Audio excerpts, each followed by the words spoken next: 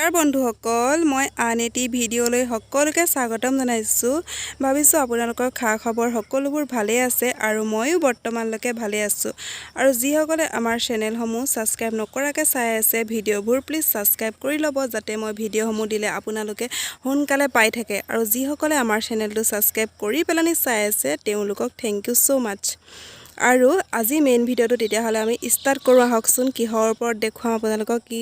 আপোনালোকে প্ৰথম বা শেষলৈকে ভিডিঅ'টো চাই যাব তেতিয়া আপোনালোকে সকলোবোৰ গম পাই যাব তেতিয়াহ'লে আমি মেইন ভিডিঅ'টো আৰম্ভ কৰোঁ আহক আজি মই আপোনালোকক দেখুৱাম কিছুমান দৰকাৰী কামত অহা দৰৱৰ গছ যিটো নেকি আপোনালোকে খালে বা লগালে আপোনালোকৰ স্বাস্থ্যটো সুস্থ থাকিব বা লগালে আপোনালোকৰ ভাল হ'ব হেয়া আপোনালোকক আজি মই দেখুৱাম বেছি দেখুৱাব নোৱাৰিম হয়তো বেছি দেখুৱালে ভিডিঅ'টো বহুত দীঘল হৈ যাব হেতু কাৰণে মই আপোনালোকক শৰ্টকে আপোনালোকক 4-5 জোপা গছে দেখুৱাম বৰ বিশেষ নেদেখাও আপোনালোকে হেয়াকে চাই ল'ব আজিলে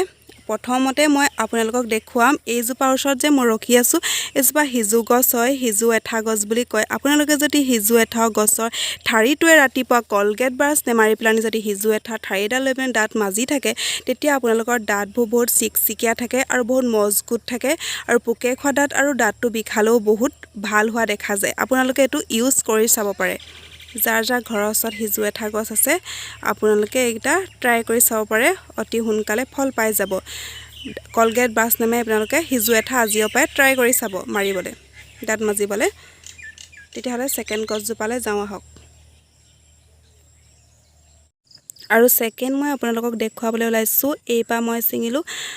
হুৰহুৰণী ফুল বুলি কয় এজোপা আপোনালোকে চিনি পাইছেনে বাৰু এপা হুৰহুৰণী ফুল বুলি কয় আপোনালোকৰ যদি জিভা গুটি উঠে তেতিয়া আপোনালোকে ইয়াৰো এপা চিঙি প্লানি জিভাত লগাই দিব তেতিয়া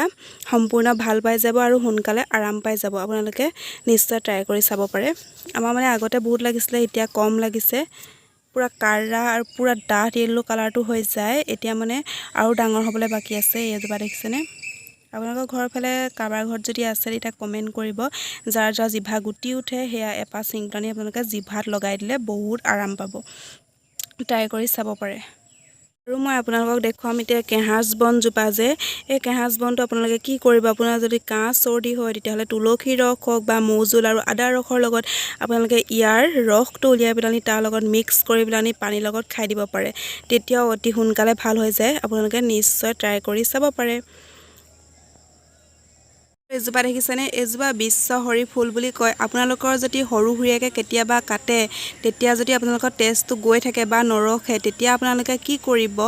এই ফুলগছজোপা বিশ্বহৰি ফুলগছজোপা ইয়াৰ ৰসটো খুন্দি পেলানি আপোনালোকে